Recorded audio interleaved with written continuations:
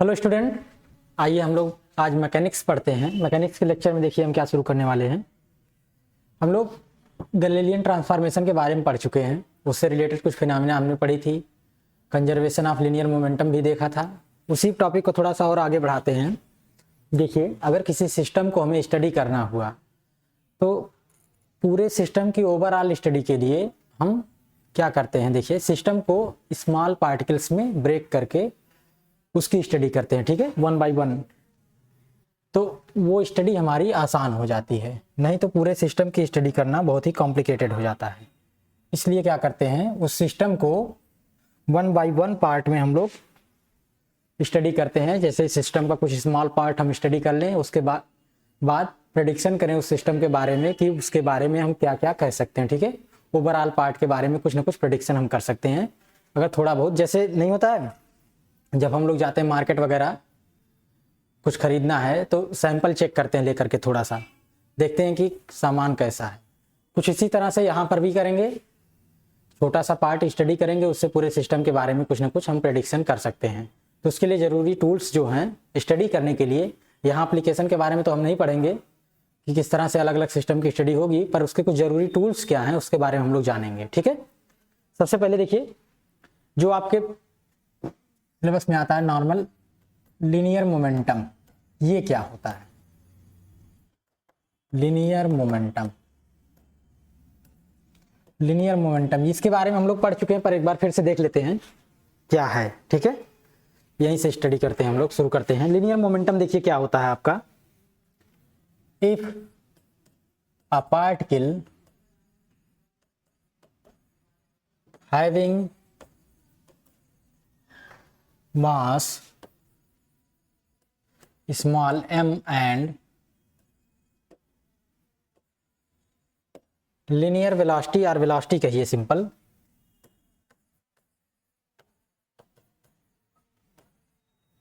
v then its linear momentum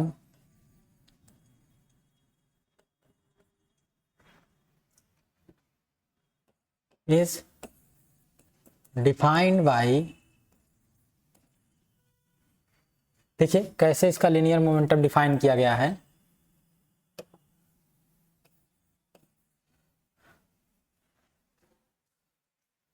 the equation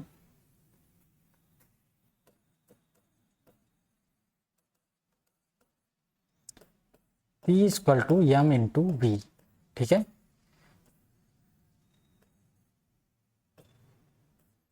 देखिए यहाँ पे ध्यान से, m उस पार्टिकल का मास है और v उसकी वेलोसिटी है। जैसे मान ले कोई छोटा सा पार्टिकल है, मास m का, और v वेलोसिटी से ये मूव कर रहा है, ठीक है। तो अगर ये पार्टिकल v वेलोसिटी से मूव कर रहा है तो इसका लीनियर मोमेंटम जो होगा वो कुछ इस तरह से डिफाइन किया गया है, P equal to m into v, ठीक है। वेयर P इज वेक्टर है, देखिए vector P is called linear momentum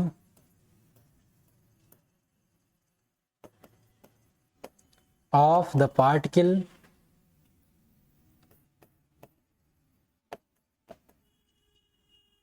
and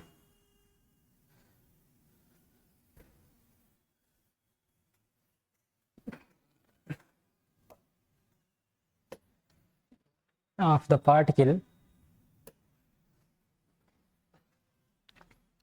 linear momentum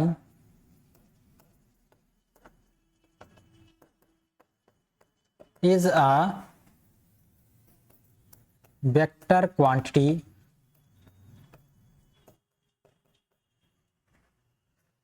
whose direction is along the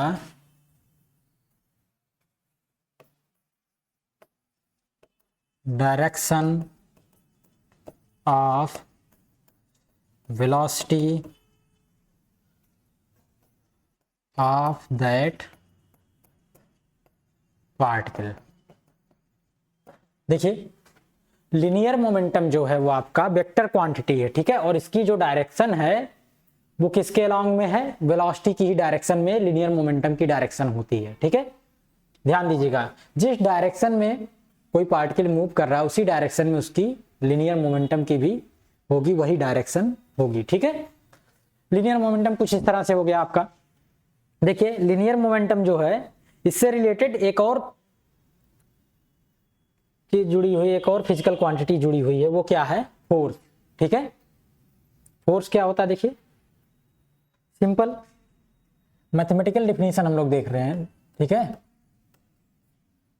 force क्या है,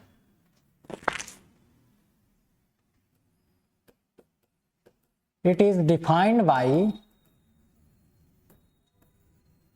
rate of change of linear momentum, ठीक है। ये सब की सब मैथमेटिकल डिफिनीशन है, ध्यान दीजिएगा, फिजिकल डिफिनीशन नहीं है, मैथमेटिक्स से लिखी गई है, ठीक है, जैसे मैथमेटिक्स कह रही है। Given as F equal to क्या है, rate of change of linear momentum, कुछ इस तरह से, ठीक है। थोड़ा सा प्रोसीड करिए।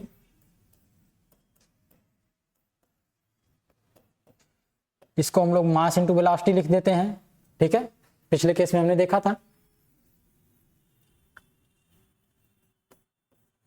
और आगे प्रोसीड करें। देखिए डिफरेंशिएशन दो टर्म का है, प्रोडक्ट का फार्मूला लगेगा, पर m जो है वो टाइम के रिस्पेक्ट में कांस्टेंट है, ठीक है। Here m is independent of time, यानी टाइम के साथ मास नहीं बदल रहा है उस पार्टिकल का, पर ज़्यादातर बॉडीज का टाइम के रिस्पेक्ट में मास बदल सकता है, ठीक है, ये ध्यान दीजिएगा। तो मास नहीं बदल रहा, बाहर आ जाएगा, ये क्या हो जाएगा, डिफरेंशिएशन ऑफ v वेलोसिटी। थोड़ा सा और आगे प्रोसीड करें, मास इंटू एक्सीलरेशन आ जाएगा, यही न्यूटन सेकंड लॉ है, ठीक है, विच इज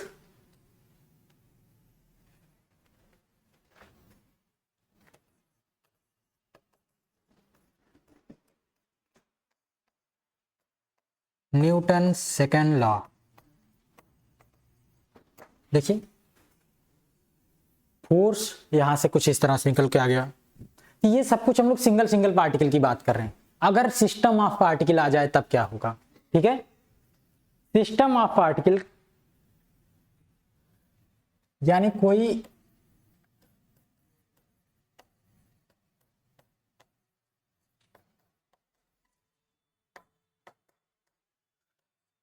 हैवियर बॉडी की बात करें हम लोग, ठीक है। मान लेते हैं कोई हैवियर बॉडी है कुछ इस तरह से, जिसका शेप और साइज कुछ अता पता नहीं है, किस टाइप का शेप है, कैसा साइज है, कुछ ठीक ठाक नोन नहीं है, ठीक है। अगर शेप अननोन है तब कॉम्प्लिकेशन क्या आती है, देखो कॉम्प्लिकेशन यहां पर आती है उसका लिनियर मोमेंटम डिफाइन करने में, ठीक है।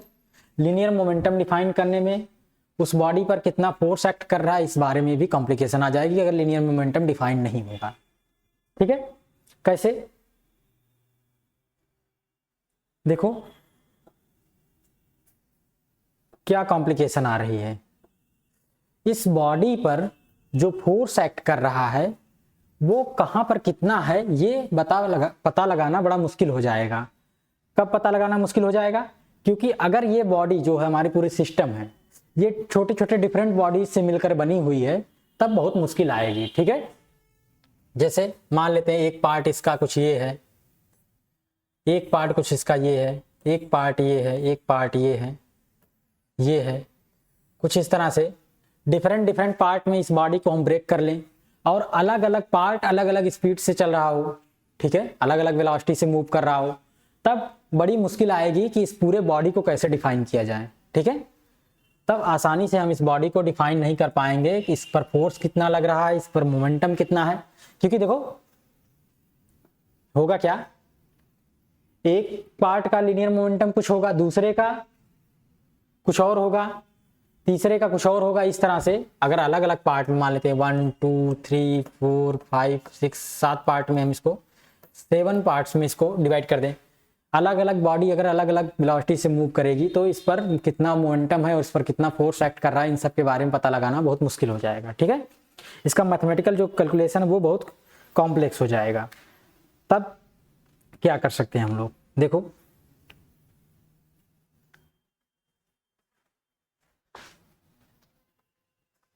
इसको कैसे हम लोग डिफाइन करते हैं। देखो एक चीज आप लोग जानते हैं, यहां पे देखिए लीनियर मोमेंटम में हम लोग एक चीज जानते हैं, देखिए क्या कहते हैं, we have already studies about conservation of linear momentum.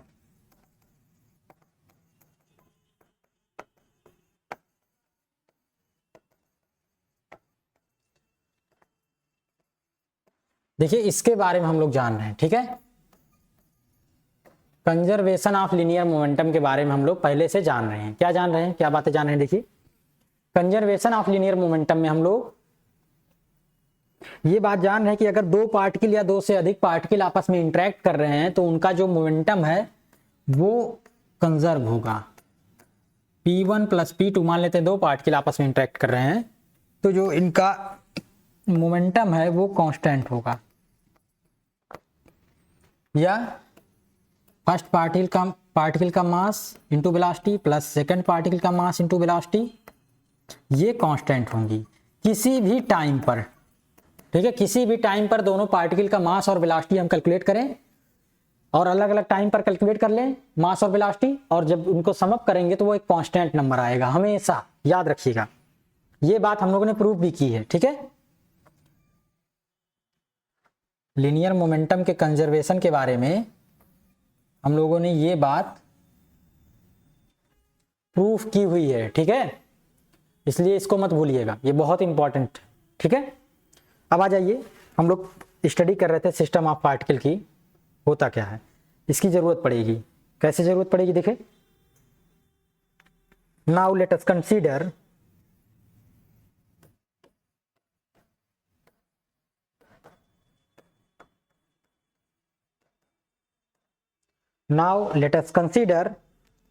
a system।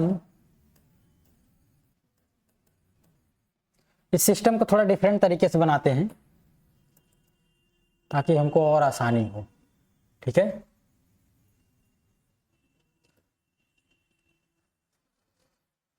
जिसकी हम लोग स्टडी करने जा रहे हैं।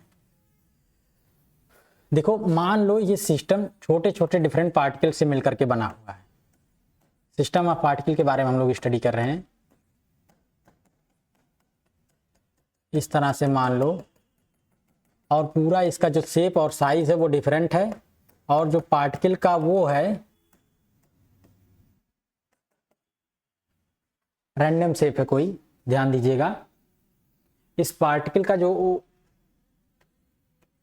अलग अलग छोटे छोटे जो पार्टिकल्स हैं सिस्टम ऑफ पार्टिकल, इसमें देखिए क्या है, इसके मास डिफरेंट है और इनकी पोजीशंस भी डिफरेंट होंगी और वेलोसिटीज भी। ठीक है, now let us consider a system of small n particles. ध्यान दीजिए यहां पे स्मॉल n कोई रैंडम नंबर है, कुछ भी हो सकता है, कुछ फिक्स नहीं है। ठीक है, मान लेते हैं whose masses are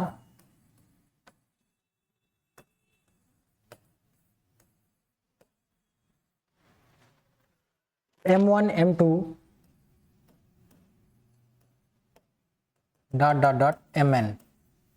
देखिए किसी एक पार्टिकल का मास m1 होगा, किसी का m2 होगा, इसी तरह से किसी का mn होगा। ठीक है, आखिरी पार्टिकल का मान ले, कुछ इस तरह से है। The system can be a rigid body. ये सिस्टम जो है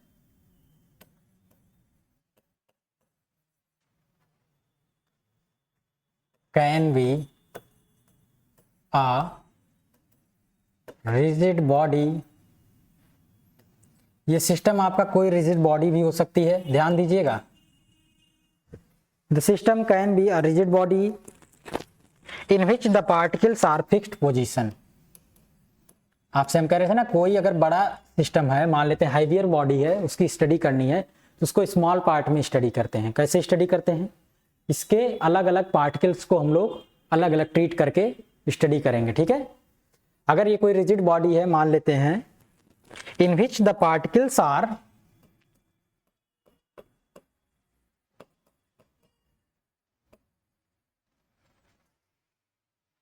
in fixed positions with respect to one another।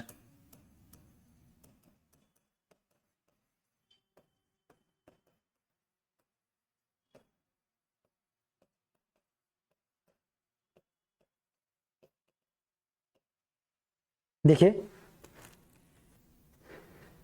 यहाँ पे सभी पार्टिकल्स, जो वो सिस्टम है n पार्टिकल्स से मिलकर बना हुआ है, उसमें सभी पार्टिकल्स एक दूसरे के रिस्पेक्ट में फिक्स पोजीशन पर हैं। ध्यान दीजिएगा, ये नहीं कि ये मूव नहीं कर रहे हैं, पर एक दूसरे के रिस्पेक्ट में फिक्स पोजीशन पर हैं। ये इंपॉर्टेंट बात है, ठीक है, ये बेहद इंपॉर्टेंट है। ये एक दूसरे के रिस्पेक्ट में फिक्स पोजीशन पर हैं, ठीक है। इसकी मीनिंग समझिएगा, थोड़ी सी इंपॉर्टेंट रहेगी, समझना इसको, ठीक है।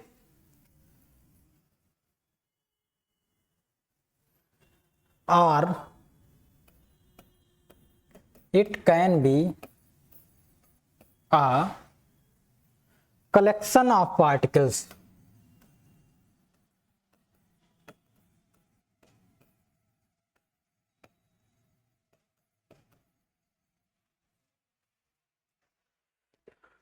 in which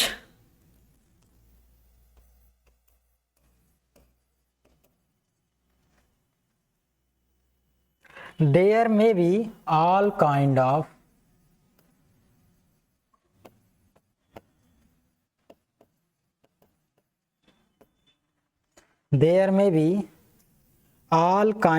internal motion। देखिए, कोई भी रिजिड बॉडी, आपने पढ़ी होगी ये बात, किसी भी रिजिड बॉडी में ये डिफिनीशन तो होती है, कोई भी रिजिड बॉडी क्या होती है, इनकम्प्रेसिबल होती है। डिफिनीशन क्या होती है रिजिड बॉडी की, कि उसको हम लोग कंप्रेस नहीं कर सकते या एक्सपैंड नहीं कर सकते, ठीक है। यानी उसके शेप और साइज में कोई चेंजिंग नहीं कर सकते फोर्स लगा करके, ठीक है। तो ऐसी बॉडीज को रिजिड बॉडी बोलते हैं, पर परफेक्टली रिजिड बॉडी कोई नहीं होती है, ठीक है। आइडियल रिजिड बॉडी आपकी कोई भी रिजिड बॉडी नहीं होगी। हर एक बॉडी में जो पार्टिकल्स एक दूसरे से एटम्स मिलकर के बनी हुई है, वो वाइब्रेट करते हैं, आपस में मोशन करते हैं, ठीक है। इसीलिए इस सिस्टम को दूसरा नाम दिया गया है, collection of particles in which there may be all kinds of internal motion.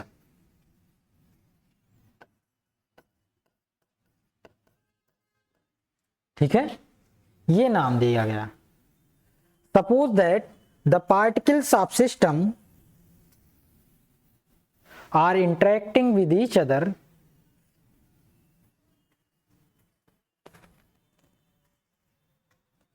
suppose that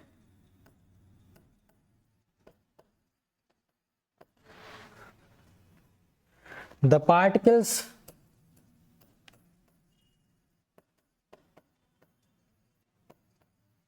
of system are interacting with each other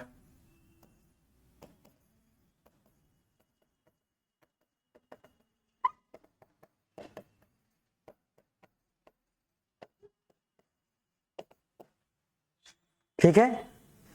इतना सपोज करिए कि जो पार्टिकल्स हैं एक दूसरे में इंटरेक्शन कर रहे हैं। इंटरेक्शन क्या होता है? देखिए, इंटरेक्शन का मतलब एक दूसरे पे फोर्स लगा रहे हैं, एक दूसरे को धक्का मुक्की कर रहे हैं, ये समझिए, कुछ ना कुछ इफेक्ट लगा रहे हैं, ठीक है। देखिए, एटम्स वाइब्रेट कैसे करते हैं? एटम्स वाइब्रेट करते हैं आपस में इंटरेक्शन के थ्रू। कोई गैसियस स्टेट हो गई या सॉलिड स्टेट हो गई या लिक्विड स्टेट हो गई, उन सब के एटम्स जो होते हैं, जो पार्टिकल्स होते हैं, आपस में इंटरेक्शन करते हैं। इंटरेक्शन में एनर्जी को रिलीज करते हैं, एनर्जी का ट्रांसफर करते हैं या एक दूसरे पे फोर्स लगाएंगे, कुछ ना कुछ करते रहेंगे, ठीक है। ये है इंटरेक्शन का मतलब, यही होता है, ध्यान दीजिएगा। इंटरेक्शन को समझिएगा होता क्या है। इंटरेक्शन का मतलब कोई न कोई एक्शन रिएक्शन हो रही है, यहाँ पे कुछ ना कुछ हलचल होती रहेगी, ठीक है, ये ध्यान दीजिएगा। तो मान लेते हैं, चलिए नाउ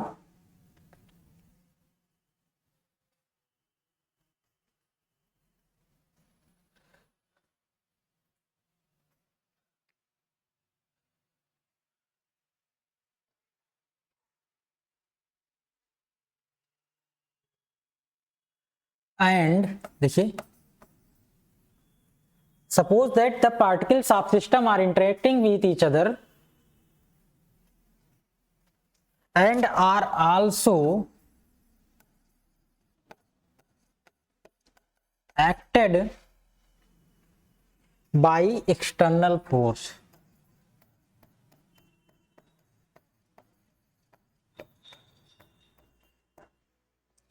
ये आपस में इंटरेक्शन तो कर ही रहे हैं, इस पर कोई ना कोई एक्सटर्नल फोर्स भी लग रहा है, ठीक है। किस पर लग रहा है? पार्टिकल्स पर, ध्यान दीजिएगा, पार्टिकल्स पर कोई ना कोई एक्सटर्नल फोर्स वर्क कर रहा है, ठीक है। इफ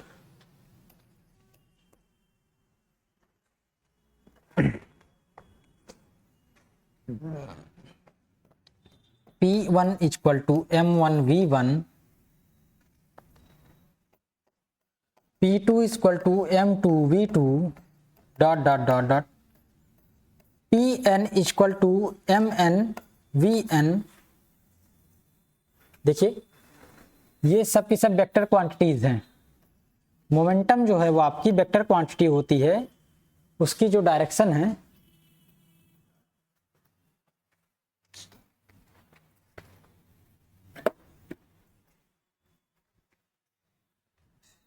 देखिए मोमेंटम जो है आपकी वेक्टर क्वांटिटी है, इसकी जो डायरेक्शन है वो वेलोसिटी की डायरेक्शन के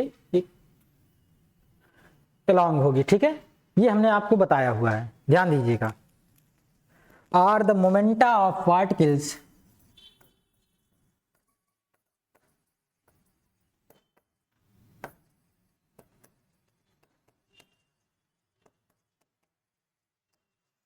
मान लेते हैं P1 P2 Pn data data Pn, ये सभी पार्टिकल्स से अलग अलग मोमेंटा हैं, ठीक है।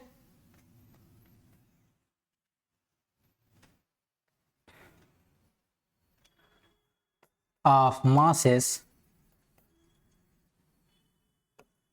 M1 M2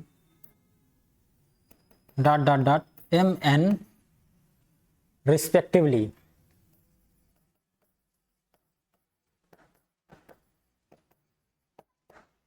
देखिए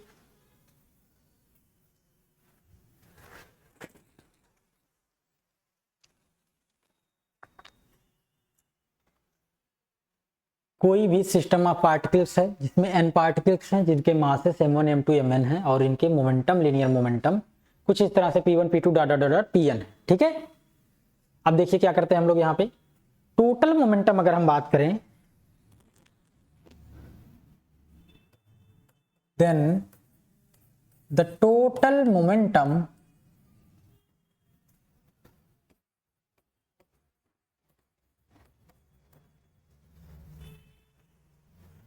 P of the system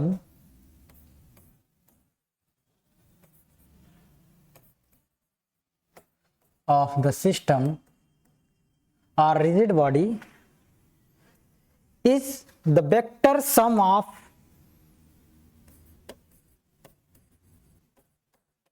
vector quantity है इसलिए वेक्टर सम होगा, vector sum of the momenta of the individual particles, of the momenta of the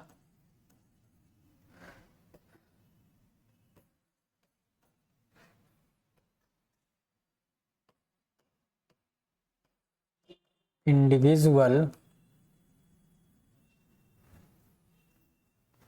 particles, ठीक है। जो टोटल मोमेंटम होगा वो सभी पार्टिकल्स का इंडिविजुअल मोमेंटम के वेक्टर सम के बराबर होगा। ठीक है, मान लेते हैं P है टोटल मोमेंटम यहाँ पे, तो ये किसके बराबर होगा, अलग अलग पार्टिकल्स के लीनियर मोमेंटम के वेक्टर सम के बराबर हो जाएगा। तो जितने पार्टिकल्स हैं उतना ही यहाँ पे हम लोग लिख लेते हैं n पार्टिकल्स के लीनियर मोमेंटम में। अक्सर ये चीज देखिए, कोई भी रिजिड बॉडी उसमें जो पार्टिकल्स होते हैं आपस में मोशन करते हैं। ठीक है, भले बाहर से वो रिजिड दिख रही हो पर उसमें मोशन होता है। इसी तरह से उसको हम लोगों को अगर ट्रीट करना हुआ, उसको हमें कैलकुलेट करना हुआ तो कैसे समझेंगे उसके बारे में ये स्टडी हम लोग यहाँ पे कर रहे हैं। ठीक है, तो मान लेते हैं उनके लीनियर मोमेंटम इस तरह से थे, तो टोटल मोमेंटम आ गया। अब इन टोटल मोमेंटम को फार्मूले में लिख लीजिए इनके,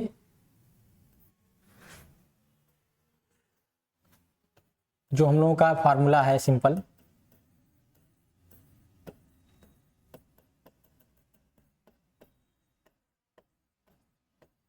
ठीक है, ये हो जाएगा। नाउ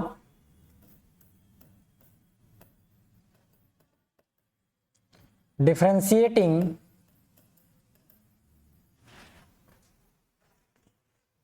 the above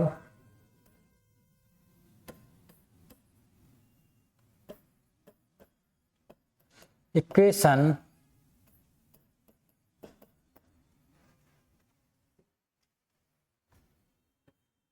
मान लेते हैं ये 1 है ये 2 है, विद रिस्पेक्ट टू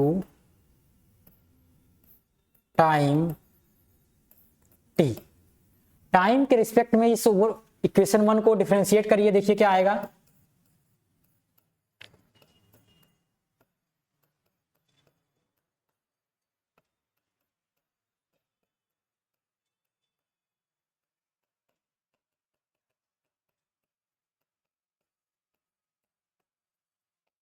कुछ इस तरह से आ जाएगा वैल्यू, देखिए ध्यान से। अभी हमने आपको बताया फोर्स क्या होता है, तो जो टोटल फोर्स बॉडी पर लगेगा वो कितना होगा, F1 plus F2 plus dot dot dot dot dot plus Fn। ठीक है, कुछ इस तरह से आ जाएगा force. Each and individual forces के वेक्टर सम के बराबर आ गया टोटल फोर्स भी, किसी भी बॉडी पर या किसी भी सिस्टम पर जो n पार्टिकल से मिलकर के बना हुआ। ठीक है, ये चीज हो गई आपकी, ध्यान दीजिएगा।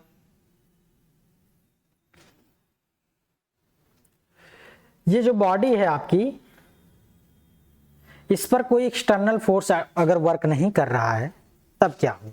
ठीक है,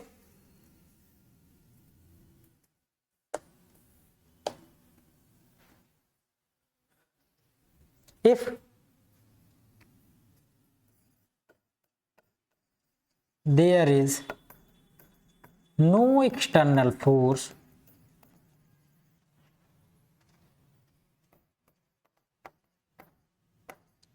on the body or system of n particles, then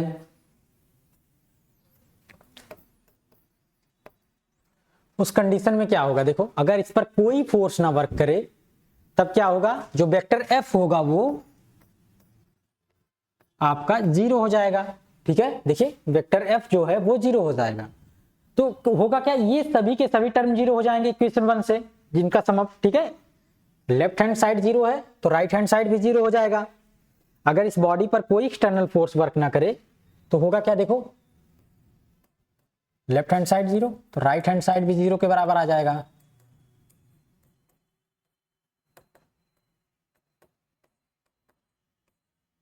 ठीक है, देखिए यहां पे इसको हम लोग कुछ इस तरह से लिख सकते हैं,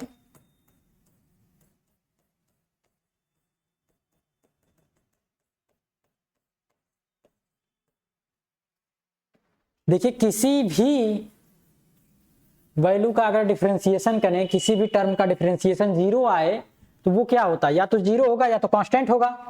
ठीक है, तो 0 भी एक तरीके का कांस्टेंट ही है। तो यहां से डिफरेंशिएशन की प्रॉपर्टी जो क्या कहती है, टाइम के रिस्पेक्ट में हमने अगर इसका डिफरेंशिएशन किया 0 के बराबर आया, इसका मतलब ये टाइम के रिस्पेक्ट में वेरी नहीं कर रहा है, ये टर्म जो है वो कांस्टेंट है। तो यहां से क्या निकल के आया, P1 plus P2 plus P3, ये सभी जो वेक्टर सम हैं, प्लस Pn, ये क्या होंगे, कांस्टेंट होंगे। ठीक है, देखिए ये सिस्टम ऑफ एन पार्टिकल्स के लिए भी ट्रू है। जो हमने 2 पार्टिकल्स के लिए ये बात बताई थी, कंजर्वेशन ऑफ लीनियर मोमेंटम की आ गई, वो सिस्टम ऑफ एन पार्टिकल्स के लिए भी ट्रू होती है। ठीक है, चाहे उसको रिजिड बॉडी लेकर के ट्रीट करके करिए या system of n particles individually treat करिए, तो ये टर्म आपका आता है निकल करके यहां से। ठीक है, ये जो कांस्टेंट है ये क्या बता रहा है, ये कह रहा है यहां से जो इक्वेशन निकल के आ रही है 10,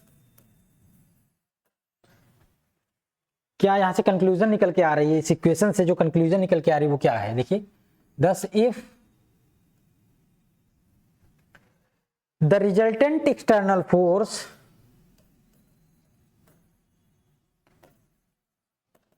ध्यान दीजिएगा, रिजल्टेंट एक्सटर्नल फोर्स की बात हो रही है, यानी कि अगर इस पार्टिकल पर एक्सटर्नल फोर्स, इस सिस्टम ऑफ बॉडीज पर एक्सटर्नल फोर्स वर्क भी कर रहे हो, मान लो डिफरेंट डिफरेंट डायरेक्शन से वर्क कर रहे हैं और टोटल रिजल्टेंट एक्सटर्नल फोर्स 0 है, तब भी ये बात ट्रू होकर के आएगी। ठीक है, ध्यान दीजिएगा, इसीलिए कहा जा रहा है, ये जरूरी नहीं कि कोई इंडिविजुअली फोर्स एक सिंगल एक्ट कर रहा है उसको हम लोग हटा लें तो 0 हो जाए, ऐसा नहीं है। मान लेते हैं ढेर सारे फोर्सेस एक्ट कर रहे हैं पर ओवरऑल फोर्सेस का जो वेक्टर सम है वो 0 आ रहा है, तब भी ये बात कही जा सकती है। ठीक है,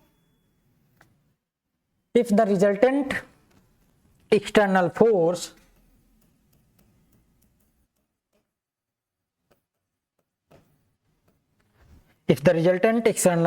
acting on a system of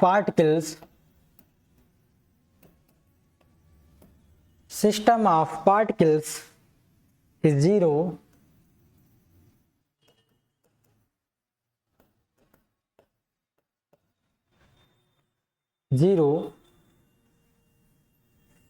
the linear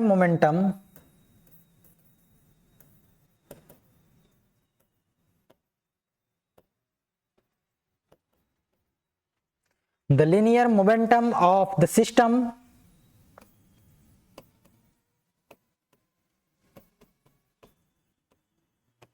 remains constant। ठीक है, अगर किसी भी बॉडी पर एक्सटर्नल फोर्स, जो रिजल्टेंट एक्सटर्नल फोर्स है वो 0 हो जाए तो उसका लिनियर मोमेंटम जो होगा वो कांस्टेंट होगा, यानी वो बॉडी यूनिफॉर्म वेलोसिटी से मोशन में रहेगी। ठीक है, ये बॉडी, लेकिन अभी भी इसमें थोड़ी सी कॉम्प्लिकेशन है, ये बॉडी पूरी की पूरी यूनिफॉर्म वेलोसिटी से मोशन में रहेगी, पर इस बॉडी की स्टडी करने के लिए देखिए डिफरेंट डिफरेंट स्टडी करेंगे। जैसे 2 बॉडी आपस में इंटरेक्ट कर रही हैं, सिंपल 2 बॉडी, ऐसे एक और बॉडी बना लो, मान लो ऐसे एक बॉडी थी, एक बॉडी कुछ इस तरह से शेप की है। ठीक है, बन गई 2 बॉडी, आपस में इंटरेक्ट कर रही हैं, तो अगर इनके बीच की डिस्टेंस कहा जाए तो किसके किसके बीच की डिस्टेंस लेंगे, देखिए नॉर्मल अगर आपको फार्मूला लगाना हुआ न्यूटन का, ग्रेविटेशनल जो अट्रैक्शन फार्मूला है, 2 मासेस आपस में एक दूसरे को अट्रैक्ट करते हैं स्पेस में, ये न्यूटन ने बताया था। अब उसमें कॉम्प्लिकेशन क्या होगी कि फार्मूला क्या था, F equal to attraction formula जो था capital G universal constant, mass of the first body into mass of the second body by उनके डिस्टेंस का स्क्वायर। अब देखिए डिस्टेंस किसके किसके बीच में, यहां से यहां तक की कुछ और है, यहां से यहां तक की कुछ और है, यहां से यहां तक की कुछ और आएगी, यहां से यहां तक की कुछ और है, इस छोर से इस छोर तक की कुछ और है, ये तो डिस्टेंस कांस्टेंट है ही नहीं। अब समस्या हो जाएगी कि किस तरह से दोनों पार्टिकल के बीच की डिस्टेंस लें। ये पॉइंट मास के लिए था, यानी इस पूरे पार्टिकल को एक सिंगल मास में कन्वर्ट करके तब हम लोग इसको लगा सकते हैं पॉइंट मास के लिए, ताकि इनके बीच की डिस्टेंस जो है वो ठीक तरीके से या एग्जैक्टली या एब्सोल्युटली डिफाइन हो जाए। ठीक है, दोनों के बीच का सेपरेशन। तो इसीलिए हम लोग ये स्टडी कर रहे हैं सिस्टम ऑफ पार्टिकल्स की। ध्यान दीजिएगा, ये स्टडी इसीलिए हो रही है कि अगर हम इस पूरे दोनों बॉडीज को जो हमने बनाया था अभी, मान लेते हैं कि सिस्टम ऑफ एन पार्टिकल्स से मिलकर के बनी है, तब हम लोग कैसे स्टडी करेंगे वो चीज हम लोग देखेंगे। ठीक है, इसीलिए इंडिविजुअली 1 बाय 1 समझने की कोशिश कर रहे हैं, ये आसानी से स्टडी हो जाए। ठीक है, यहां पे देखिए, ये जो कंजर्वेशन ऑफ लीनियर मोमेंटम है वो निकल करके आ गया है। ठीक है, अब इसको स्टडी करने के लिए हम लोग क्या करेंगे, अब हमें डिफाइन करने होगा कि इस बॉडी को पूरी एन पार्टिकल्स की बॉडी को एक सिंगल पार्टिकल में कन्वर्ट किया जाए जिसका मास, टोटल मास इस पूरे बॉडी के मास के बराबर हो। ठीक है, जिसका मास पूरे इस बॉडी के मास के बराबर हो और उसकी जो पोजीशन हो वो भी ठीक तरीके से डिफाइन हो, वो कहां पर हो। तो वो कॉन्सेप्ट आता है सेंटर ऑफ मास का। ठीक है, जहां पर हम लोग सिस्टम को आसानी से स्टडी कर सकें। सेंटर ऑफ मास होता क्या है, देखिए, सेंटर ऑफ मास, इसीलिए इसकी चर्चा हो रही है सेंटर ऑफ मास की। न्यूटन्स लॉ में जो कॉम्प्लिकेशंस थी स्टडी करने के लिए वो कुछ इसी तरह से थी, पर सेंटर ऑफ मास का कॉन्सेप्ट तो आया। ये भी जो कॉन्सेप्ट आया हुआ है, ये भी जो आपका है, ये फिक्स शेप के लिए ही काम कर पाता है। ठीक है, अगर कुछ अनयूजुअल सा शेप आ गया ऐसे कुछ, इसके लिए भी ये कॉम्प्लिकेशन आ जाती है यहाँ पे centre of mass find out करने में। तो उन सब के लिए अलग रूल्स हैं, उनके मोशंस डिफाइन करने के लिए, उस बॉडी को स्टडी करने के लिए डीएलम्बर्ट हैं, लैग्रांज हैं, ये सब आगे आते हैं आपके। इन सब के बाद जब आप पढ़ेंगे बीएससी थर्ड ईयर वगैरह में मिलेंगे। ठीक है, वैसे मैथमेटिक्स में मिलेंगे, फिजिक्स में नहीं मिलेंगे आपको। वो पार्ट यहाँ इलाहाबाद यूनिवर्सिटी के मैथमेटिक्स के मैकेनिक्स में है। ठीक है, जब डिफरेंट शेप और साइज की बॉडीज हों उनकी स्टडी हम कैसे करेंगे, उनके मोशन को कैसे डिफाइन करेंगे। यहाँ पे सिंपल है, अभी शुरुआत है, इसीलिए centre of mass. Late us consider, देखिए सेंटर ऑफ मास होता क्या है। Late us consider a system of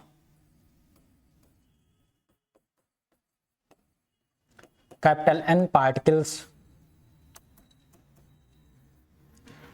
Let us consider a system of capital N particles having masses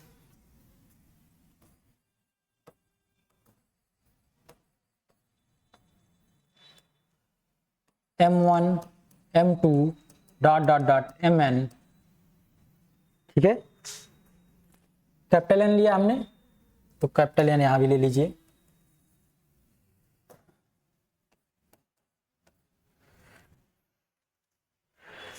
and instantaneous position, देखिए ये वर्ड जो है ये अपने आप में कुछ कहना चाह रहा है। क्यों इंस्टेंटेनियस पोजीशन कह रहे हैं हम लोग,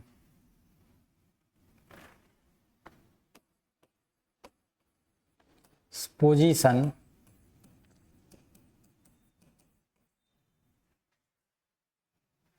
वेक्टर्स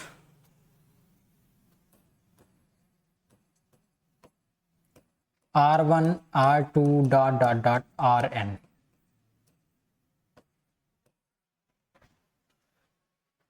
रिस्पेक्टिवली, रिस्पेक्टिवली का मतलब क्रमशः। ठीक है, हिंदी जो m1 के क्रॉस R1, m2 के क्रॉस R2 और mn के क्रॉस Rn है। ठीक है, ध्यान दीजिए। Let us consider a system of capital N particles having masses m1, m2, mn and instantaneous position vectors। Instantaneous का मतलब ये है कि देखिए ये वर्ड ये क्यों आया है। ठीक है, मान लेते हैं कुछ इस तरह से सिस्टम ऑफ पार्टिकल्स हैं, इनका पोजीशन वेक्टर डिफाइन करने के लिए आपको एक फिक्स पॉइंट डिफाइन करना होगा जिसको बोलेंगे ओरिजिन। वहां से हम लोग राइट हैंडेड कोऑर्डिनेट सिस्टम बना रहे हैं, एक्स, वाई और जेड। ठीक है, ध्यान दीजिएगा। और इनकी पोजीशंस जो होंगी उसी के रिस्पेक्ट में लिखी जाएंगी, अलग अलग पोजीशन वेक्टर। R1 है, R2 है, ऐसे ही यहाँ पे कहीं मान लेते हैं Rn होगा। ठीक है, इंस्टेंटेनियस का मतलब ये है कि उसी वक्त, उसी टाइम, तत्काल, एक तरीके से कहिए, क्योंकि ये जो इनकी पोजीशंस हैं वो लगातार बदलती रहती हैं। कोई भी पार्टिकल फिक्स पोजीशन पे नहीं होता, हमेशा वाइब्रेट करता रहता, कुछ ना कुछ इंटरेक्शन होता रहता आपस में पार्टिकल्स का। इस वजह से उसकी पोजीशन फिक्स नहीं होती है, पर एक फिक्स टाइम पर इनकी जो पोजीशन लिखी गई है वो कुछ इस तरह से है। ठीक है, इसीलिए इंस्टेंटेनियस वर्ड आ रहा नाम। ठीक है, ध्यान दीजिएगा, इंस्टेंटेनियस नाम इसीलिए आ रहा है।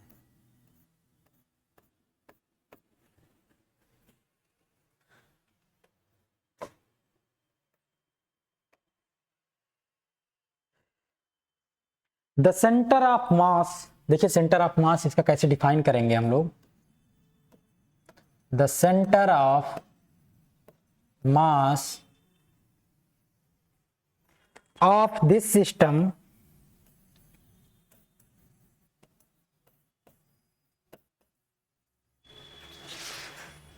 at this instant, यानी उसी टाइम पर,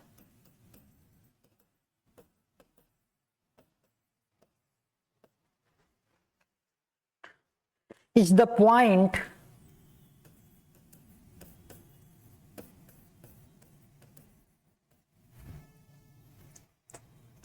whose position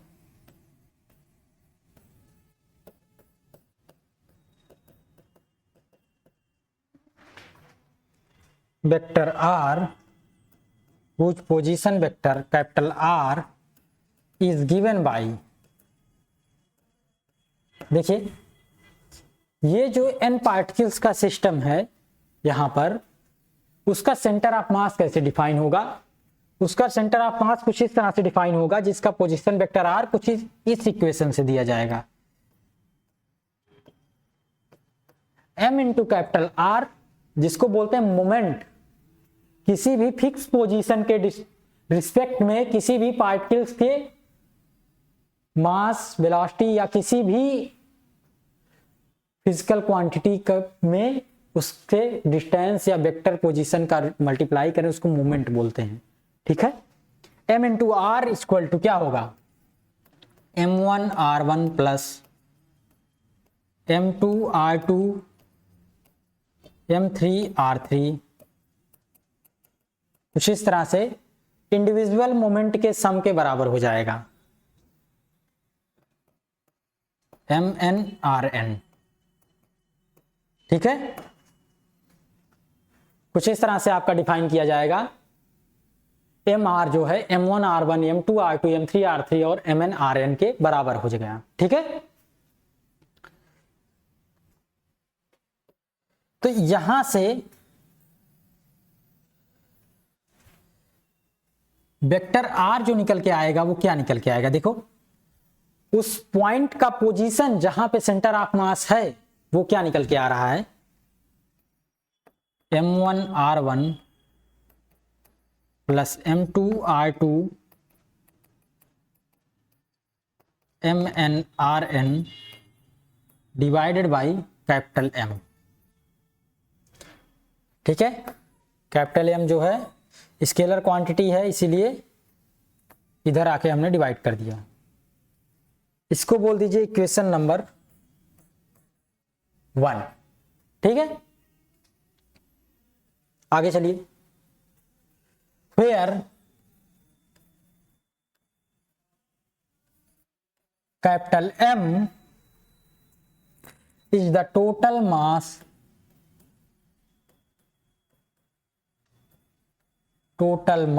of the system।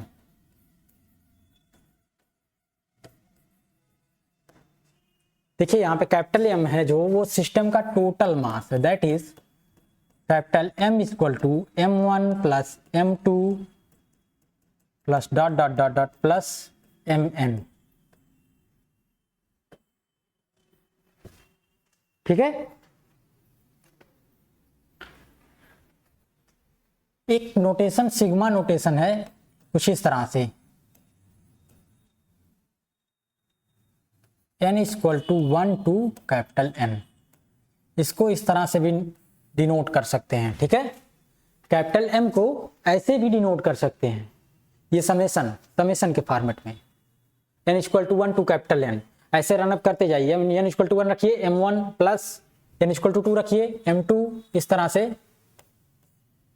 Capital N तक आप सम अप कर सकते हैं। ये इसकी मीनिंग है ऊपर लिखी गई जो, ठीक है। देखिए, देयरफॉर कैपिटल R जो पोजीशन वेक्टर होगी वो क्या निकल के आएगी, m1 r1 plus m2 r2 plus m3 r3 plus mn rn divided by m1 plus m2 plus m3 plus dot dot dot plus mn, ठीक है। ये पोजीशन वेक्टर निकल के आई है सेंटर ऑफ मास की। ये इंपॉर्टेंट इक्वेशन है, इक्वेशन नंबर 2, ठीक है। यही सेंटर ऑफ मास की डिफिनीशन।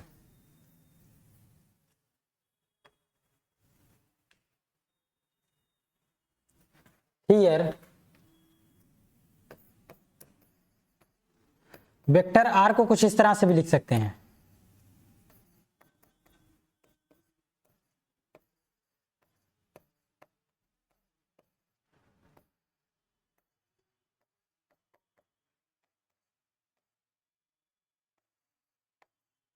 देखो ऐसे लिख सकते हैं।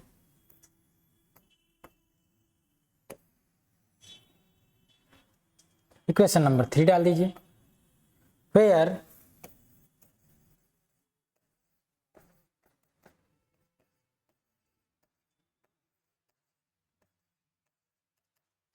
ये क्या है, m1 r1 m2 r2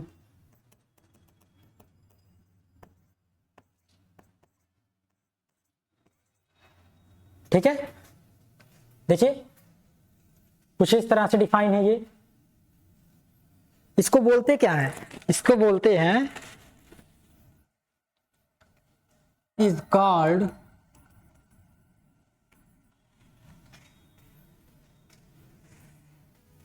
the first moment of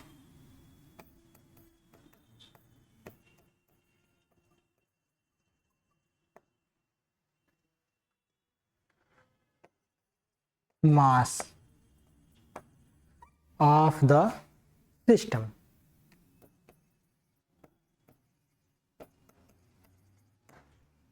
ध्यान दीजिएगा, इसको सिस्टम का फर्स्ट मोमेंट बोलते हैं। मोमेंट आपको बताया किसी भी फिक्स पॉइंट के रिस्पेक्ट में जितना सिस्टम ऑफ पार्टिकल्स है, जितने पार्टिकल्स के उनकी पोजीशन और उनके इंडिविजुअल मासेस का अगर मल्टीप्लाई करें उसको बोलेंगे फर्स्ट मोमेंट ऑफ मास, ठीक है। पोजीशन यानी डिस्टेंस यहां से यहां तक की पोजीशन वेक्टर जो है उसका और उसके मास का मल्टीप्लिकेशन का सम अप देखेंगे तो वो फर्स्ट मोमेंट ऑफ मास आएगा। अगर मास के अलावा भी कुछ है, जैसे फोर्सेस इस पर कितने एक्ट कर रहे हैं उसमें इसके पोजीशन वेक्टर का मल्टीप्लाई करें तो वो क्या होगा, मोमेंट ऑफ फोर्स हो जाएगा, ठीक है। यानी कि किसी भी फिक्स पॉइंट के रिस्पेक्ट में किसी भी इंडिविजुअल पार्टिकल्स के किसी भी फिजिकल प्रॉपर्टी, मास, वेलोसिटी, फोर्स, मोमेंटम, इन सब में अगर मल्टीप्लिकेशन करें इनके पोजीशन वेक्टर्स का इंडिविजुअली, एक का जिसका अपना खुद का मास m1 है या p1 इसका मोमेंटम है मान ले, या इस पर लगने वाला फोर्स F1 है, इसमें इसके पोजीशन वेक्टर R1 या R क्या है इतना, ठीक है। R1 से मल्टीप्लिकेशन करें और उसको सम अप करें ओवरऑल सिस्टम को तो वो होगा first moment of the system, first moment of mass, first moment of momentum, first moment of force, इस तरह से डिफाइन किया जाएगा, ठीक है। मोमेंट जो ये टर्म है ये स्टैटिक्स वाले पढ़ते हैं, अगर कोई बच्चा स्टैटिक्स का होगा वो समझेगा कि मोमेंट होता क्या है, ठीक है। स्टैटिक्स में इसको डीप में स्टडी करेंगे जो लोग पढ़ते हैं, पर यहाँ पे हमें उतने अंदर तक नहीं जाना है, इसीलिए हमने इसको लिखा, ठीक है। थोड़ा सा और आगे चलिए, इसको पोजीशन वेक्टर्स को हम लोग ब्रेक कर सकते हैं। कैसे ब्रेक कर सकते हैं? इफ देखिए वेक्टर आर एन, जो वेक्टर आर एन है आपका, स्मॉल एन ले लीजिए, x n i cap, y n j cap, z n k cap, कुछ इस तरह से है। देन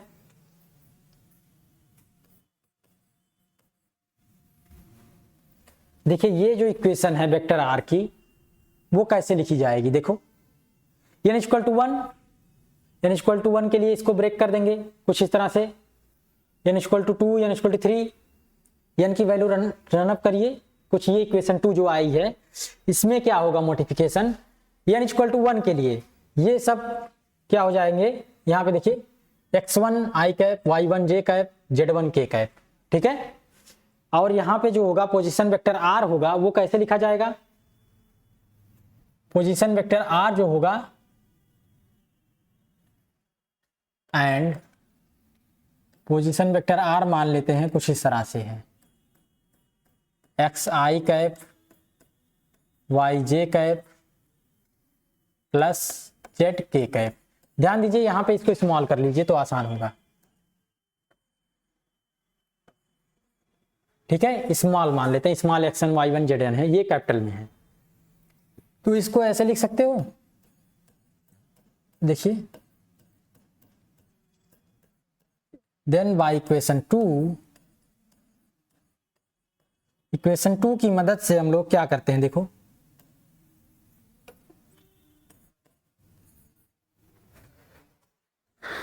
लेफ्ट हैंड साइड ऐसे हो जाएगा, राइट हैंड साइड में क्या चेंजिंग आएगी, m1 मल्टीप्लाई किससे होगा, r1 आई कैप, x1 आई कैप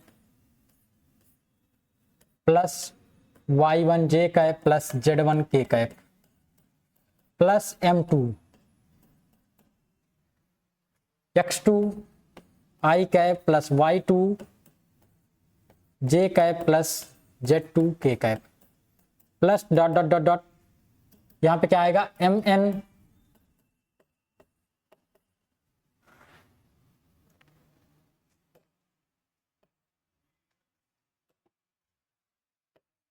xn आई कैप, yn जे कैप प्लस zn के cap divided by m1 plus m2 plus m3 plus mn, कुछ इस तरह से लिख देंगे हम इसको, ठीक है। ध्यान दीजिए जो ये वैल्यू है आपकी कुछ इस तरह से लिखी जाएगी,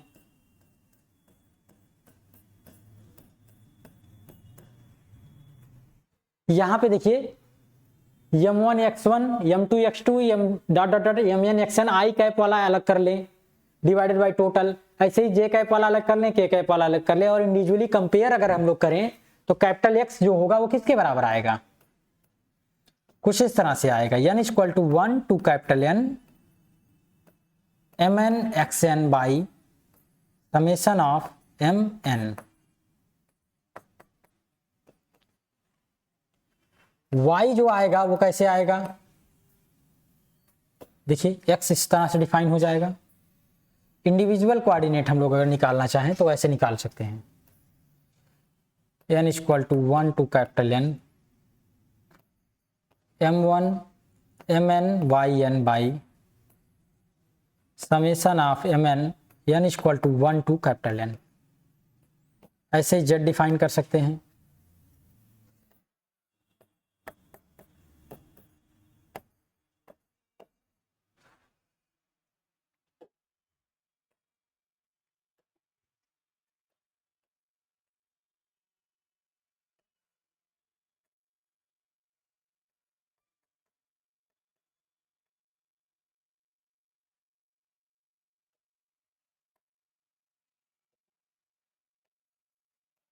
mn।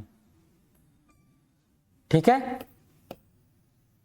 देखिए कुछ इस तरह से एक्स वाई जेड हम लोग निकाल कर अलग अलग लिख सकते हैं इस इक्वेशन की मदद से, ऐसे भी लिख सकते हैं। तो इन सब का यूज क्या है, ये डिस्क्रीट फॉर्मेट में था, जब हम पार्टिकल्स को इंडिविजुअली ऐसे डिस्क्रीट करके ट्रीट कर लें तब था। अगर ये कॉन्टिन्यूअस हो जाए, तो पार्टिकल्स अगर कॉन्टिन्यूअस हो जाएं, एकदम क्लोजली पैक हो जाए, उनमें कॉन्टिन्यूटी आ जाए, तब क्या होगा, if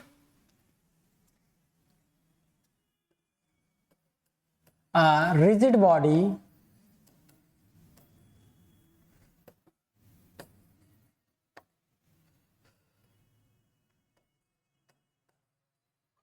if a rigid body may be considered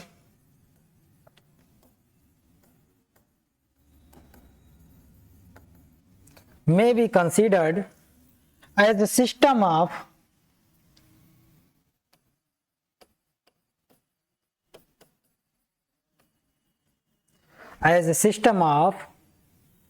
closely packed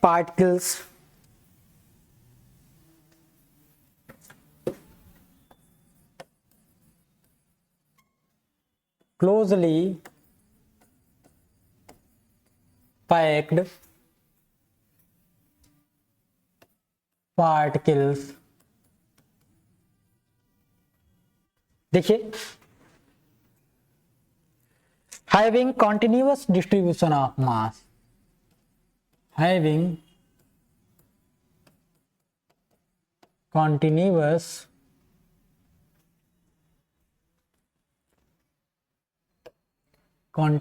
की स्पेलिंग देखिए थोड़ी सी गड़बड़ हो गई, डिस्ट्रीब्यूशन ऑफ मास, मान लेते हैं कोई ऐसी बॉडीज हैं, ज्यादातर बॉडीज ऐसी ही मिलेंगी जिसमें कॉन्टिन्यूअस डिस्ट्रीब्यूशन दिखेगा। आप ऐसे प्रैक्टिकल में ऐसे नहीं ट्रीट कर सकते, जैसे कोई रॉड हो गई सिंपली एल लेंथ की, इसका सेंटर ऑफ मास आपसे पूछा तो आप कैसे डिफाइन करेंगे। कोई स्क्वायर हो गया, इसका सेंटर ऑफ मास कैसे डिफाइन करेंगे। कोई लेमिना हो गया या कोई क्यूबॉइड हो गया,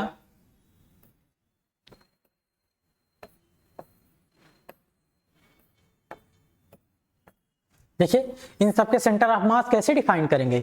ऐसे आप इसमें ट्रीट तो नहीं कर पाएंगे इंडिविजुअल पार्टिकल्स का, तब क्या होगा, देन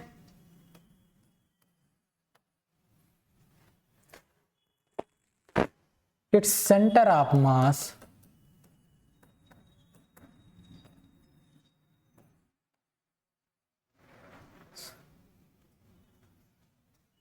will be calculated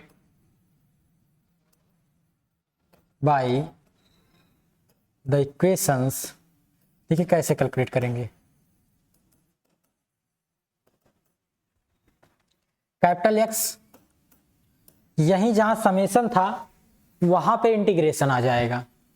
ठीक है, ध्यान दीजिएगा, जहां समेशन था वहां इंटीग्रेशन आ जाएगा, x इंटू डी एम कुछ इस तरह से, और इंटीग्रेशन ऑफ डी एम। ठीक है, यानी उस पार्टिकल्स, उस सिस्टम को छोटे छोटे पार्टिकल्स में ट्रीट करेंगे हम लोग। एक सिंगल पार्टिकल्स का मान लेते हैं पोजीशन वेक्टर एक्स है, उसका मास स्मॉल डी एम है, तो पोजीशन वेक्टर जो टोटल आएगी सेंटर ऑफ मास की, वो कुछ इस तरह से डिफाइन होकर के आएगी। ठीक है, इसी तरह से कैपिटल वाई भी निकालिए,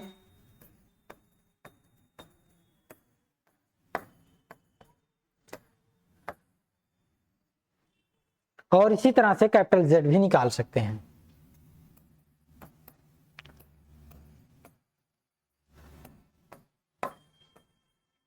यानी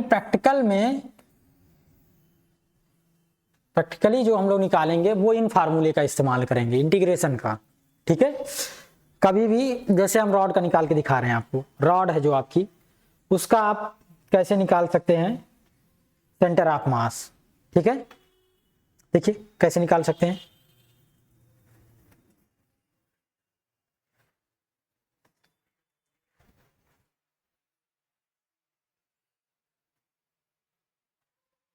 let us consider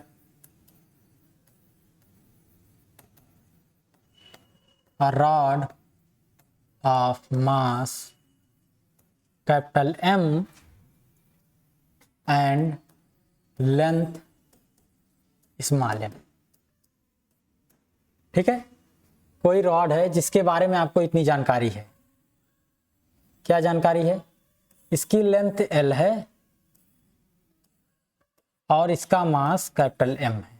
ठीक है, ये जानकारी अगर आपको है तो इसका सेंटर ऑफ मास कैसे निकालेंगे आप देखिए।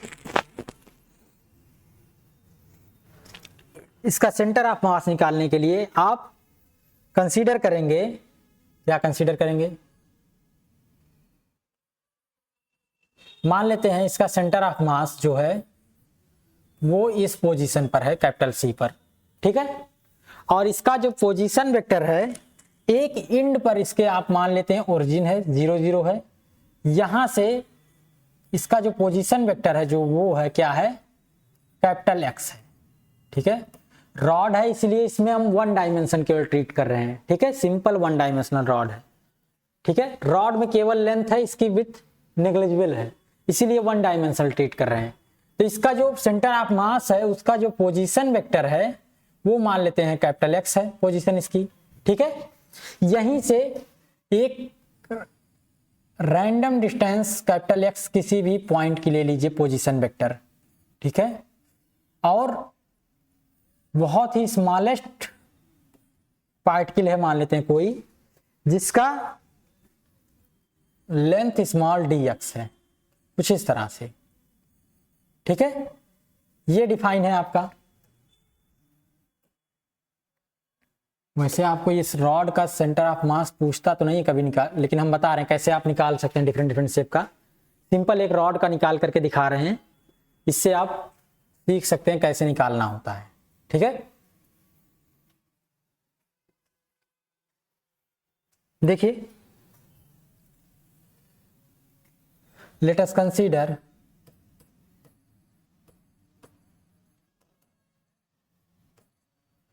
mass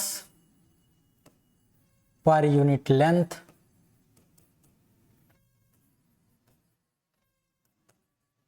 of the rod is capital S। तो कैपिटल S कैसे डिफाइन होगा? Mass per unit length, total mass by total length, यही तो डिफाइन होगा। ठीक है, मास पर यूनिट लेंथ इस तरह से डिफाइन हो जाएगा, टोटल मास इसका कितना है divided by total length, unit length का मास आपको पता चल जाएगा। ठीक है, तो dx लेंथ का मास कितना हो जाएगा? Now mass of the rod which has length small dx। यहां पे देखिए मान लेते हैं कोई स्मॉल dx लेंथ का पार्ट है इस रॉड का जिसकी पोजीशन वेक्टर जो है स्मॉल x है इस एंड की, और इस एंड तक की x प्लस dx हो जाएगी। ठीक है, ये हम लोग कंसीडर करके चल रहे हैं, ये सब हम लिख नहीं रहे हैं। आप लिखना चाहें डिटेल में लिखेंगे, इसको जितना हम बता रहे हैं ऐसे लिख सकते हैं, पर हम समझाना चाह रहे हैं कैसे निकालते हैं। ठीक है,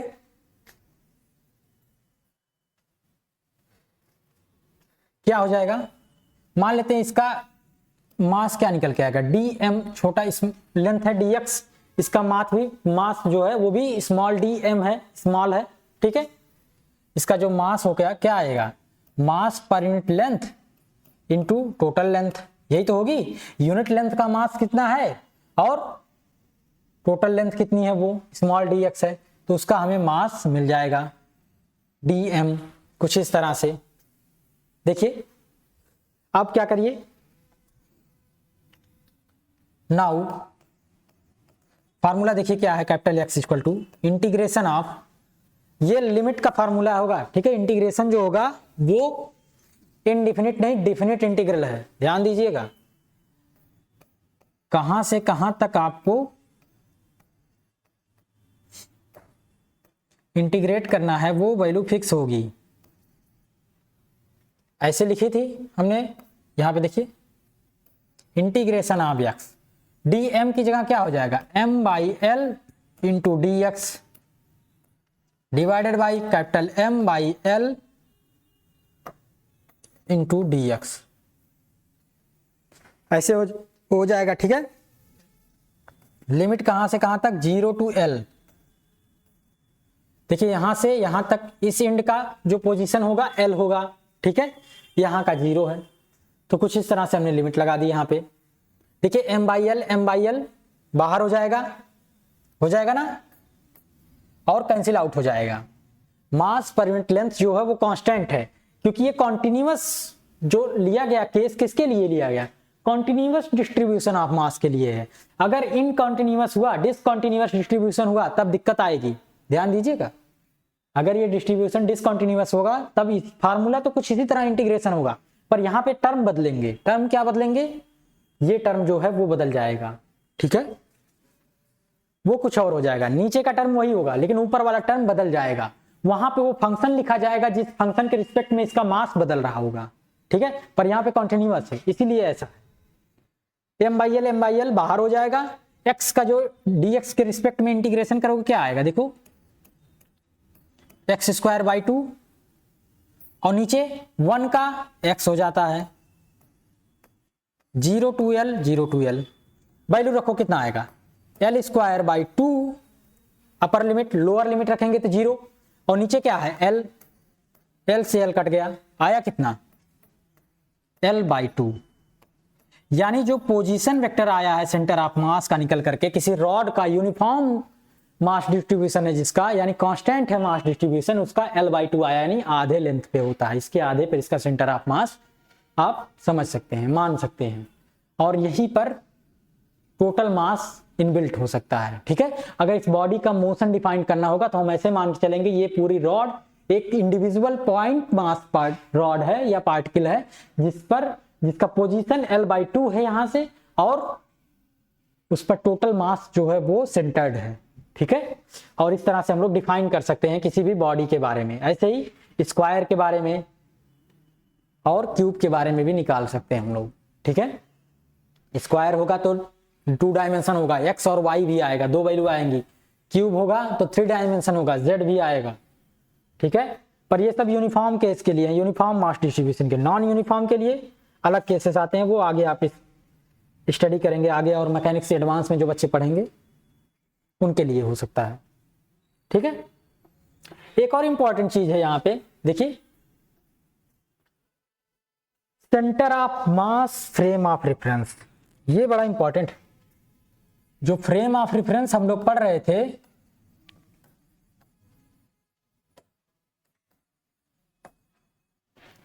वहां पर ये बड़ा इंपॉर्टेंट है। क्यों इंपॉर्टेंट है, देखिए जितनी भी इवेंट्स होती हैं उसको लेबोरेटरी फ्रेम से ऑब्जर्व करने में बहुत कॉम्प्लिकेशन हो जाती है उसको सॉल्व करने में। तो अगर उसको सेंटर ऑफ मास से हम लोग रिलेट कर लें लेबोरेटरी फ्रेम को और वहां से ऑब्जर्वेशन देखने की कोशिश करें तो आसानी से कैलकुलेट हो जाता है। ठीक है, इसीलिए इसके कॉन्सेप्ट की बात की गई, centre of mass frame of reference की।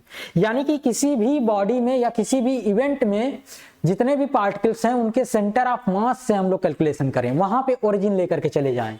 जैसे कोई बॉडी थी उसका सेंटर ऑफ मास यहां पे है, यहीं पर हम लोग मान के चले ओरिजिन को, तब इस बॉडी की फिनोमिना को डिफाइन करना आसान हो जाता था। ठीक है, इसमें जितनी भी फिजिकल फिनोमिना होगी उसको आसानी से कैलकुलेट किया जाता था या किया जा सकता है, इसीलिए हमें centre of mass frame of reference की जरूरत पड़ी। ठीक है, ध्यान दीजिएगा।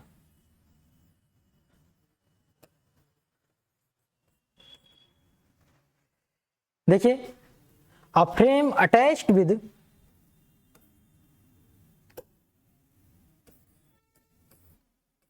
a frame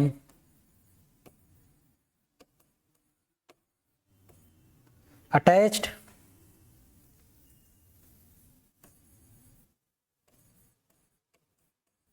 with center of with center of mass of an isolated system. Isolated system का मतलब समझते हैं, यानी ऐसा सिस्टम जिसपे एक्सटर्नल किसी भी बॉडी का कोई इफेक्ट नहीं हो रहा है, एक्सटर्नल उसके आउटर में उसके आसपास कोई भी बॉडी उस पर कोई इफेक्ट ना डाल रही, कोई फोर्स ना लगा रही हो, कोई एनर्जी का ट्रांसफर ना कर रही हो, या कोई पार्टिकल का ट्रांसफर ना कर रही हो, तो ऐसे सिस्टम को आइसोलेटेड सिस्टम बोलते हैं। आइसोलेटेड सिस्टम ऑफ पार्टिकल्स, यानी आउटसाइड से कोई भी डिस्टरबेंस ना हो वहां पे, इज कॉल्ड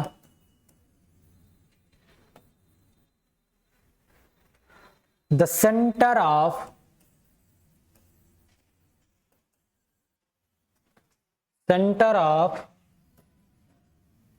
mass of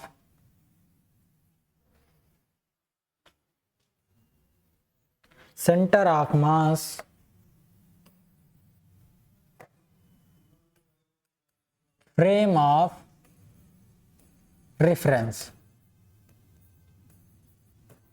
ठीक है,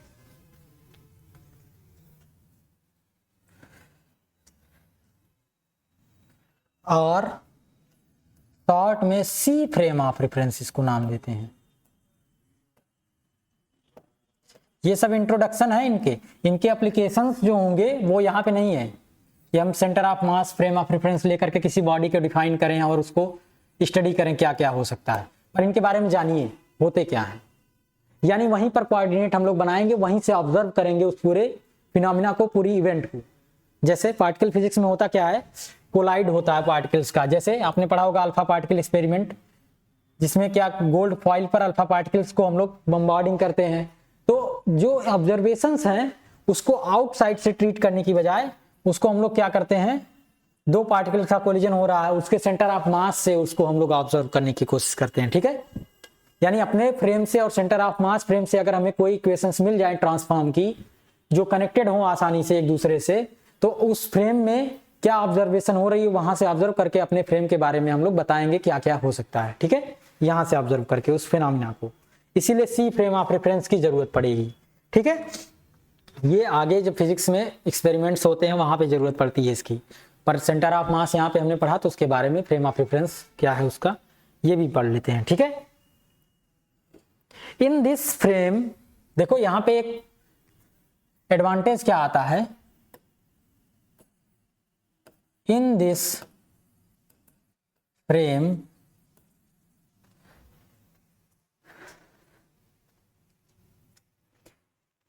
the center of mass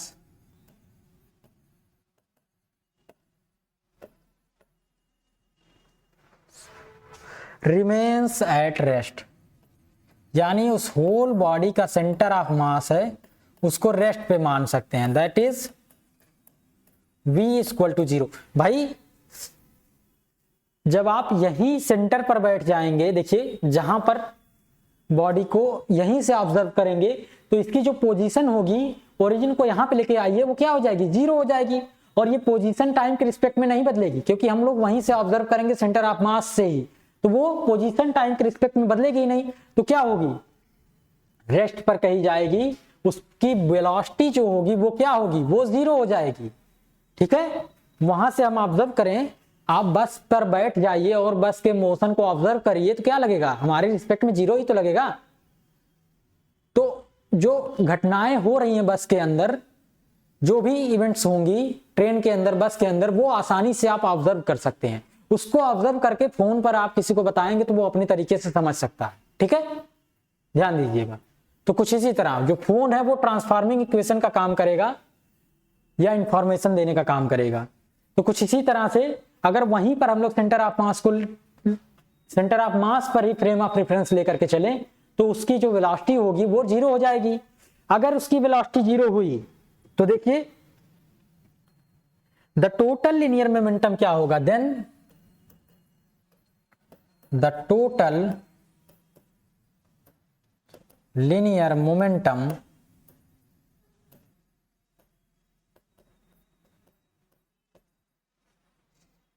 देखिए जो हमने यहाँ पे इक्वेशंस डिफाइन की हुई हैं, इसी को थोड़ा सा आगे बढ़ाइए। कैसे बढ़ाइए?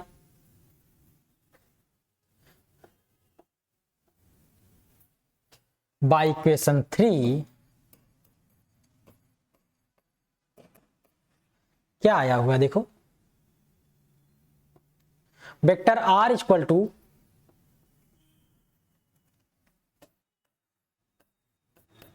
Summation of m n r n n equal to 1 to n divided by summation of m n n equal to 1 to N.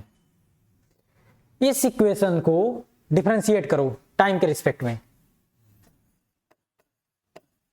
D r by d t ये क्या देगी देखो, m equal to 1 to n m n, ये तो constant है, differentiation अंदर होगा, d by d t of are N divided by, ये भी टर्म कांस्टेंट है, इसीलिए डिवीजन का फार्मूला नहीं लगाए, मास जो है वो कांस्टेंट है। ठीक है, ऐसे हो गया। थोड़ा सा और आगे चलो, D r by d T को कैपिटल वी ले लो, यही तो वेलोसिटी है सेंटर ऑफ मास की। सेंटर ऑफ मास की जो पोजीशन टाइम के रिस्पेक्ट में कैसे बदलेगी, यही तो वेलोसिटी बताएगा। अंदर क्या होगा, n equal to 1 to capital N m n into position vector of individual particles, differentiate किया गया है टाइम के रिस्पेक्ट में, क्या आएगा, हर एक इंडिविजुअल पार्टिकल्स की वेलोसिटी आएगी। यानी ये जो निकल के आया टर्म, इसको बोलेंगे velocity of the centre of मास। अगर सभी particles v1 v2 vn velocity से मोशन में है तो सेंटर ऑफ मास का जो मोशन होगा कुछ इस तरह से निकल के आ जाएगा। और ये वैल्यू हमने 0 के बराबर लेके चली है, लेकिन हमें लीनियर मोमेंटम की बात करनी है, तो मास से मल्टीप्लाई हो जाएगा। यही मास जो टोटल मास है इधर मल्टीप्लाई कर दो। नाउ देखो क्या हो जाएगा,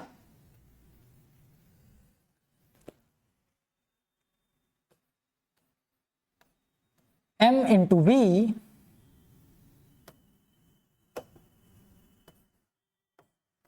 इक्वल टू क्या हो जाएगा, ठीक है, ये वैल्यू तो कैपिटल M के बराबर है, summation of n equal to 1 to capital N m n v n, ऐसे आ जाएगा। अब इसको एक बार फिर से टाइम के रिस्पेक्ट में डिफरेंशिएट करो, देखो क्या निकल के आएगा, d by d t of capital M into v equal to, देखिए जो वैल्यू निकल के आएगी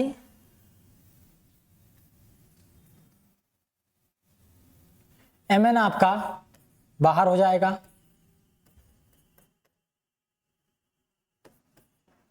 D by d t of v n, ठीक है, कुछ इस तरह से लिख सकते हैं हम इसको। देखो या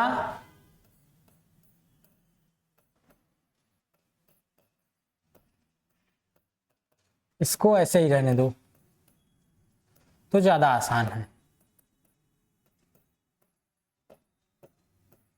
वी एन, ठीक है, कुछ इस तरह से ही रहने दो तो आसानी से आ जाएगा।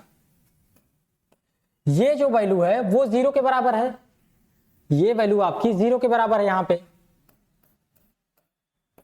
और इस साइड जो वाली जो वैल्यू आई हुई है उसको ऐसे रहने दो। जब हम लोग सेंटर ऑफ मास पर ही फ्रेम ऑफ रेफरेंस लेकर के चलेंगे तो वेलोसिटी 0 आएगी सेंटर ऑफ मास की, वो 0 हो गया। तो यहां से जो टर्म आएगा देखो ये 0 आया। अगर इसका डिफरेंशिएशन 0 है तो टोटल जो सम अप होगा लीनियर मोमेंटम का वो क्या आएगा, वो 0 आएगा, यानी कांस्टेंट आएगा या 0 आएगा, ऐसे ट्रीट करो, ठीक है। तो यहां से क्या निकल के आएगा, देखो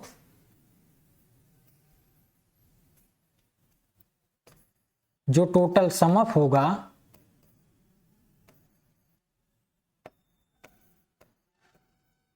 वो क्या हो जाएगा, 0 हो जाएगा। इफ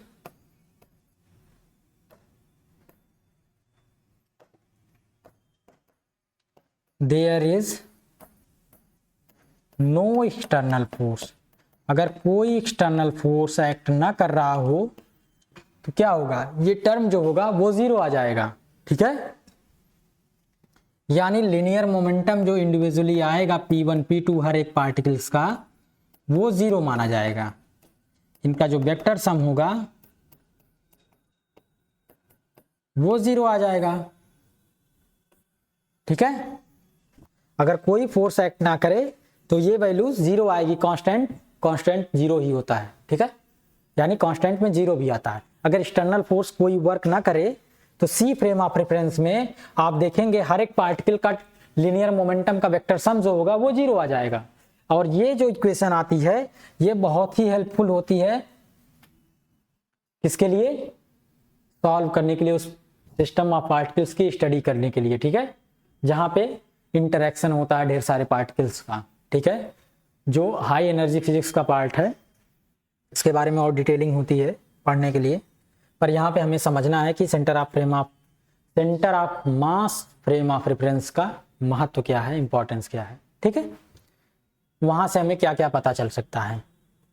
यानी कि बाहर से देखेंगे तो ये टर्म जो है वो 0 नहीं आएगा लेबोरेटरी फ्रेम से, इसको कैलकुलेट करना पड़ेगा, कुछ वैल्यू होगी, पर सेंटर ऑफ मास पर ही ऑब्जर्व करेंगे तो वो टर्म 0 आ जाता है उसकी प्रॉपर्टी से, क्योंकि centre of mass frame of reference से ये फिनोमिना देखने को मिलती है। ठीक है, कंडीशन क्या है, एक्सटर्नल फोर्स वहां पे एक्ट नहीं होना चाहिए। ठीक है, तो ये ठीक है, सेंटर ऑफ मास यहां से आपका जो टॉपिक है centre of mass frame of reference यहां पे एंड हो रहा है। नेक्स्ट टॉपिक वो आपका एंगुलर मोमेंटम है। ठीक है, एंगुलर मोमेंटम क्या होता है वो भी जान लीजिए। एंगुलर मोमेंटम जो होता है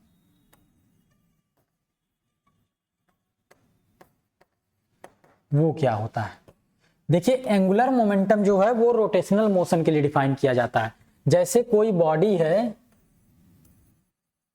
वो किसी भी पॉइंट के अबाउट रोटेट कर रही है तो उस पॉइंट के अबाउट हम लोग इसको डिफाइन करते हैं एंगुलर मोमेंटम क्या होता है। ध्यान दीजिएगा, एंगुलर मोमेंटम जो है वो किसी एक्सिस या किसी लाइन या किसी पॉइंट के अबाउट डिफाइन किया जाएगा। ठीक है, एक्सिस के अबाउट यानी वो एक्सिस जो इस पॉइंट से होकर के जाने वाली लाइन होगी और इस प्लेन पर परपेंडिकुलर होगी, यानी इस पार्टिकल और इस पॉइंट के प्लेन पर परपेंडिकुलर होगी, उसी के अबाउट आपका एंगुलर मोमेंटम डिफाइन होगा। एंगुलर मोमेंटम होता क्या है, ध्यान दीजिएगा, मोमेंट मैथमेटिकल डेफिनेशन है, moment of linear momentum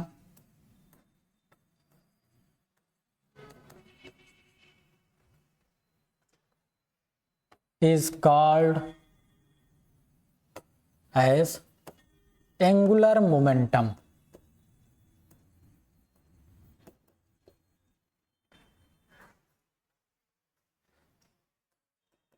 It is denoted by J and defined by equation capital J is equal to linear momentum P into R.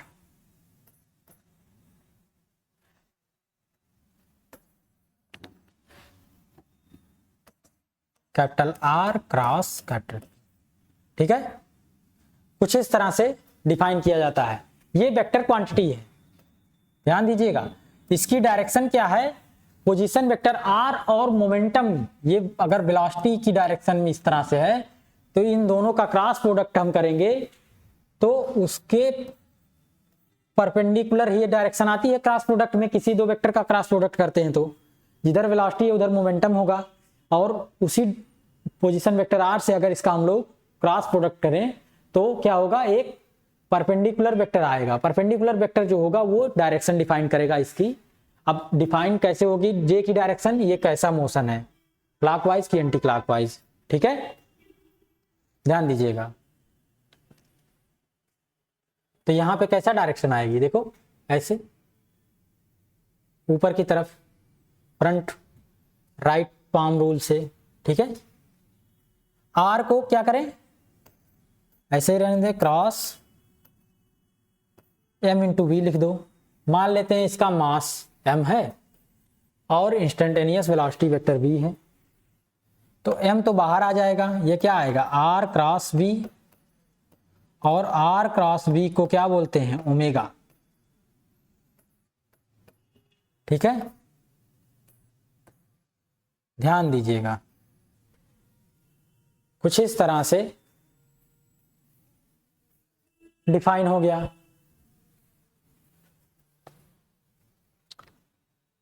Here omega equal to r cross v, देखिए, is called angular velocity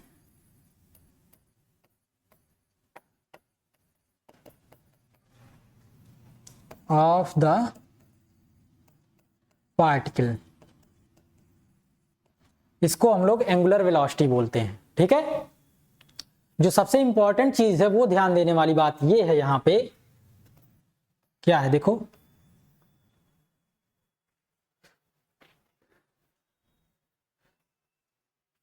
ये मास m जो है वो single particle मास m है। तभी अगर कोई rod है वो मान लेते हैं एक्सिस के अबाउट रोटेट कर रही है अपने, या कोई लैमिना, कोई स्क्वायर, कोई क्यूब किसी इंडिविजुअल एक्सिस के अबाउट रोटेट कर रहा है, तो m की जगह जो है वो मोमेंट ऑफ इनर्शिया i आ जाता है, ठीक है। हम रोटेशनल मोशन जब और डिफाइन करेंगे तो इन सब के बारे में और डिटेल में पढ़ेंगे, अभी है आपके में यहाँ पे, ये चीज आगे नहीं है, ठीक है, वो यहीं पे है। यही टर्म i से रिप्लेस हो जाएगा मास, इसीलिए मोमेंट ऑफ इनर्शिया को किसी बॉडी का रोटेटिंग मास बोलते हैं। अभी मोमेंट ऑफ इनर्शिया टेंसर आपके सिलेबस में है, उसके बारे में हम लोग देखेंगे, ठीक है। तो यहां से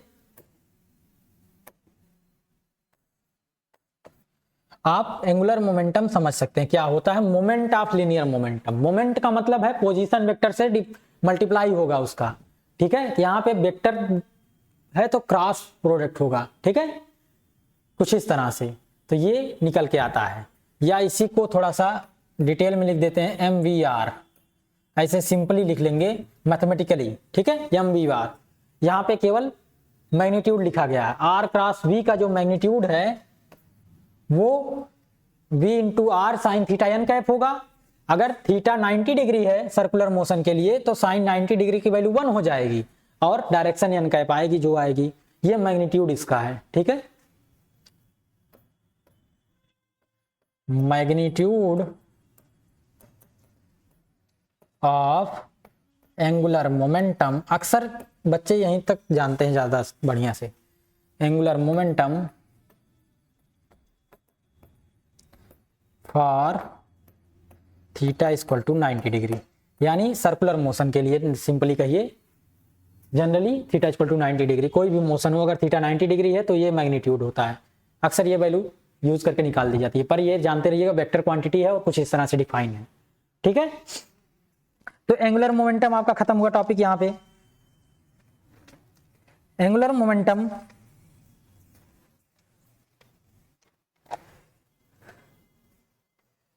अब जो टॉपिक आपके शुरू होंगे वो रोटेशनल मोशन से रिलेटेड है। रोटेशनल मोशन इन 2 और 3 डायमेंशन है और मोमेंट ऑफ इनर्शिया टेंसर है और भी चीजें हैं, ठीक है। आज के लिए ये लेक्चर यहीं पे एंड कर रहे हैं हम लोग मैकेनिक्स का, फिर आगे और टॉपिक्स हम लोग डिस्कस करेंगे, ठीक है। फर्स्ट यूनिट आपकी थोड़ी सी बहुत लंबी है इसीलिए टाइम लग रहा है खत्म, इसके खत्म होने के बाद और छोटी छोटी यूनिट्स हैं और आखिरी यूनिट थोड़ी सी बड़ी है, ज्यादा बड़ी नहीं है, वो भी खत्म हो जाएगी, ठीक है। परेशान ना होइए, आप पेपर से पहले हम लोग इसको खत्म करने की कोशिश करेंगे आपके टोटल सिलेबस को।